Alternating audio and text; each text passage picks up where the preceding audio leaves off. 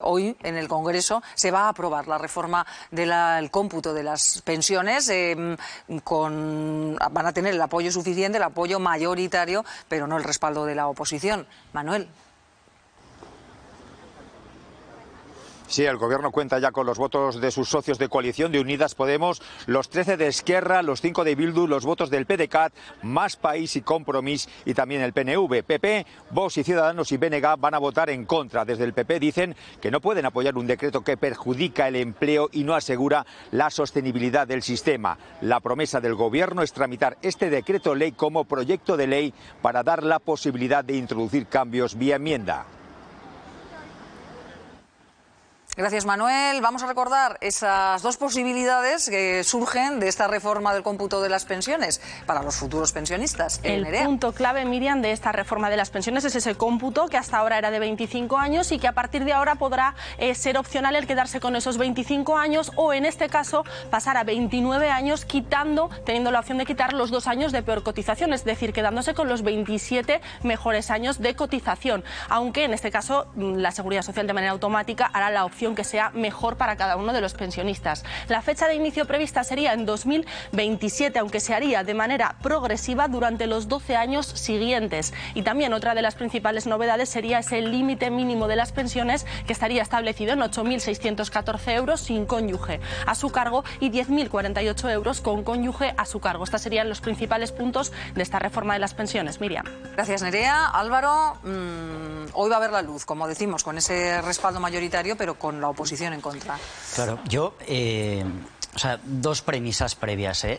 La primera es, al final, la capacidad que tiene la política para enmendarse a sí mismo respecto a lo que decía en su momento el ministro Escrivá cuando era técnico, y un conocidísimo técnico que estaba en contra de esta reformulación que ha hecho ahora mismo de las pensiones, y cómo la política también es capaz de cambiar las reglas del juego. Y lo segundo que me parece clave y fundamental, y hablábamos también hace poco en relación a los grandes acuerdos de este país, es que, no sé si por el momento electoral, por el interés, los prejuicios de cada uno, la oposición no tenga una propuesta convincente, que se pueda formular un consenso, un acuerdo.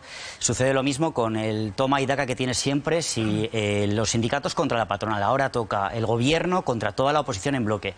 No lo sé, estamos hablando de las pensiones, ¿no? Yo creo que las pensiones no es una política de aquí al mes que viene, sino es una política de aquí a 30 años. Yo lo que espero y no sé, y me gustaría, es que hubiera un acuerdo. Yo creo que también la tensión electoral de un año convulso, en el que en menos de 60 días tenemos elecciones municipales y autonómicas y a finales de año las generales, pues hace que, claro, haya que evidenciar más en lo que se está en desacuerdo que lo que se está de acuerdo. Yo estoy dispuesto a que, evidentemente, la oposición está para ser oposición, pero siempre hay matices y grises en todos los temas, sobre todo en un tema que es capital para el Estado y para el futuro de las pensiones. Bueno, que tenemos esperando a Javier Martínez, nuestro economista, con el que hemos hablado de esos datos del IPC, que recordamos ha bajado hasta el 3,3, y ahora queremos abordar con él este cómputo de las pensiones, Javier, que hoy parece que va a ver la luz en el Congreso y que comenzará a aplicarse a partir del año que viene. La valoración que podemos hacer es a quiénes va a beneficiar. Bueno, pues no puedo estar más de acuerdo que lo que estaba comentando Álvaro en este momento, porque desde todos los organismos, desde muchos organismos técnicos, entienden que esta no es la reforma necesaria que tenemos en este momento, y que es una reforma, bueno, que por distintas circunstancias pues había que hacer. Es una reforma que arranca sin un acuerdo de Estado. Yo creo que es un tema suficientemente importante, porque hoy hay prácticamente 9 millones de personas pensionistas, bueno, pensionistas directamente algo más de 6 millones, pero que cobren de esta masa de coste de pensiones. Hay unas 9 millones de personas y cada vez vamos a ser más. Nos vamos a jubilar y además no solo vamos a ser más, sino que vamos a vivir más tiempo. Por lo tanto, hoy todos somos conscientes de que estas pensiones no son sostenibles.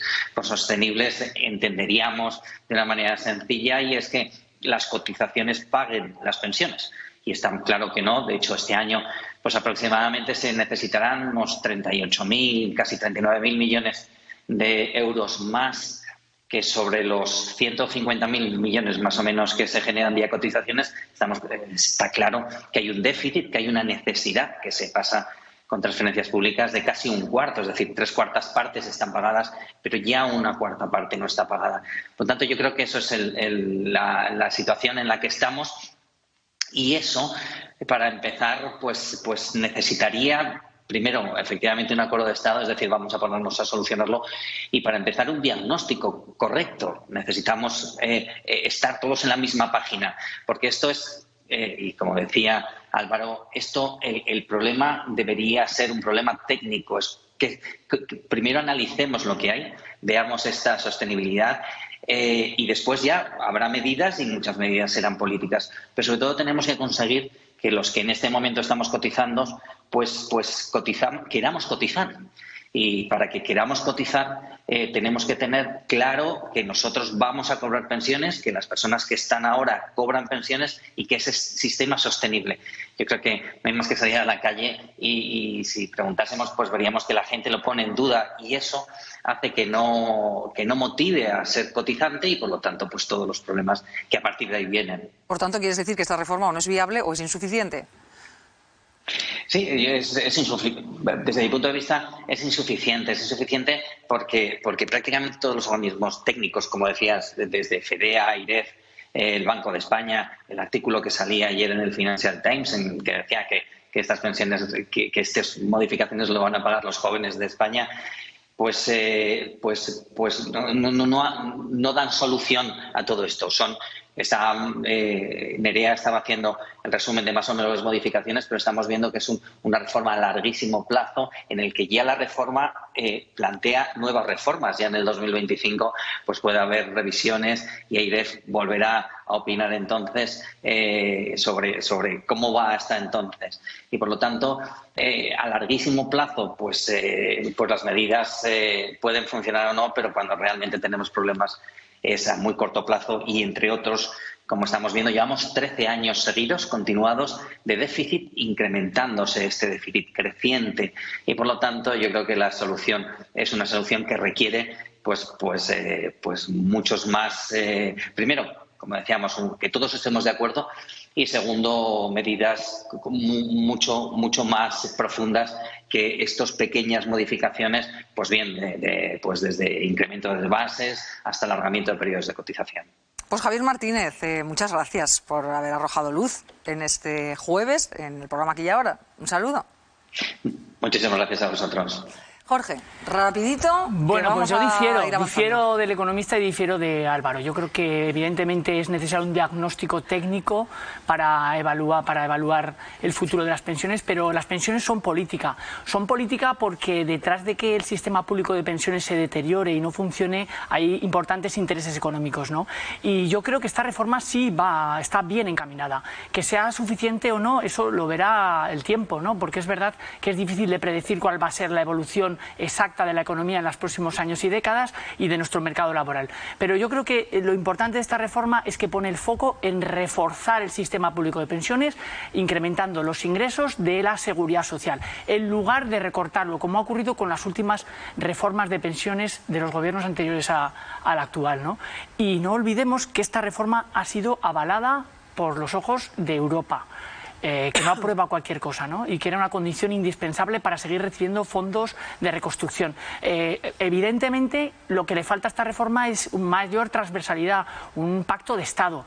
Pero es que la oposición está a otras cosas. Es que a pocos meses de las elecciones está claro que el principal partido de oposición no quiere un pacto de pensiones, ¿no? Y era urgente hacer esta reforma para recibir fondos europeos. Y que no ha sido la última reforma, ¿eh? Recordemos que ya ha habido varias modificaciones a lo largo de la legislatura. Una muy importante es la que ha permitido que nuestros jubilados no pierdan poder adquisitivo y que las pensiones más bajas suban. Y yo creo que esta reforma pues nos brinda un horizonte de cierta seguridad. Evidentemente, pues hay muchas incertidumbres y puede que sean necesarios más retoques, pero yo creo que va por el buen camino, sin duda.